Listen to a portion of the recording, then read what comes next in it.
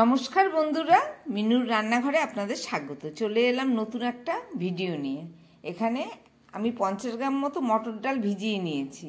এই মটর ডাল দিয়ে একটা রেসিপি করে আপনাদের দেখাবো। এই ভিজিয়ে রাখা ডালটাকে আগে প্রথমে আমি বেটে নেব শিলে, তারপরে ফেরত এসে মটর ডালগুলোকে আমি শিলে বেটে নিয়ে চলে এসেছি। এবার এর মধ্যে একটু সামান্য মশলা মেশাবো। একদম প্রথমে দিয়ে দিচ্ছি একটু নুন, দিয়ে দিচ্ছি হলুদ,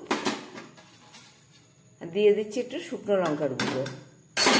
আর এখানে আমি একটা আলু নিয়ে নিয়েছি, সিদ্ধ আলু। এই আলুটাকে এখানে গ্রেট করে এর মধ্যে দেব।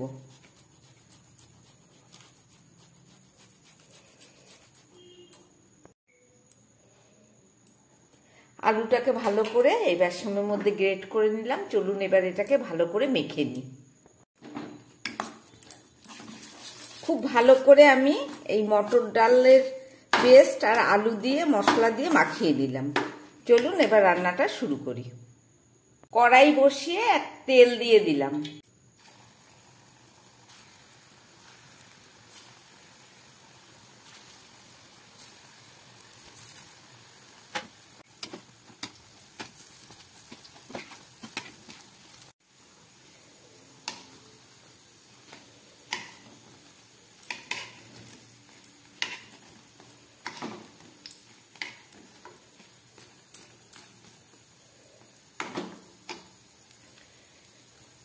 ডালের বড়াগুলো আমার ভাজা হয়ে গেছে, এবার আমি তুলে ফেলছি।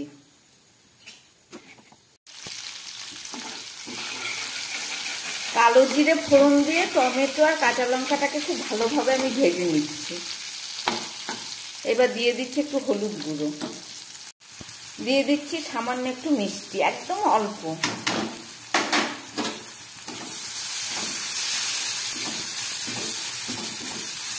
খুব ভালো করে আমার এই টমেটো আর কাঁচা লঙ্কাটা ভাজা হয়ে গেছে। এখানে আমি 2 চামচ পোস্ত বেটে নিয়েছি। এই পোস্তটাকে দিয়ে দিচ্ছি। এখানে আর অন্য কোনো মশলা দেব না।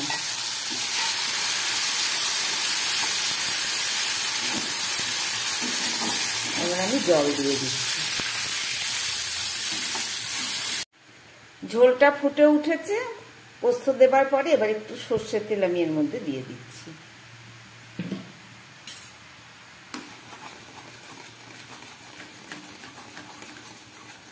এবার এই মটর ডালের বড়াগুলো আমি এর মধ্যে দিয়ে দেবো।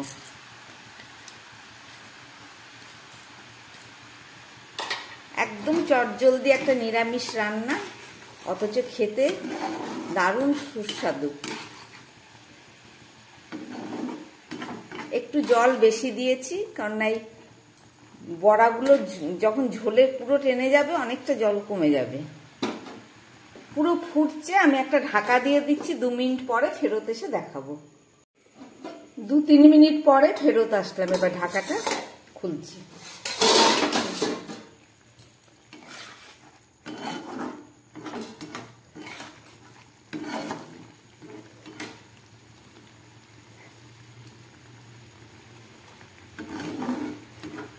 আলু আর মটর ডালের বড়া দিয়ে রান্না করলাম পোস্তর একটা রেসিপি। আপনারা দেখলেন, আশা করি আপনাদের ভালো লেগেছে। এবার আমি এটাকে নামিয়ে নেব।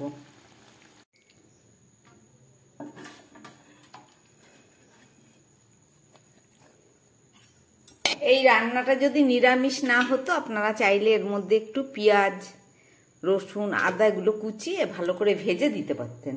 কিন্তু এটা যেহেতু পোস্ত দিয়ে করেছি, পুরোপুরি নিরামিষ রান্না করলাম। দেখলেন রেসিপিটা, যদি ভালো লাগে চ্যানেলটাকে লাইক করবেন।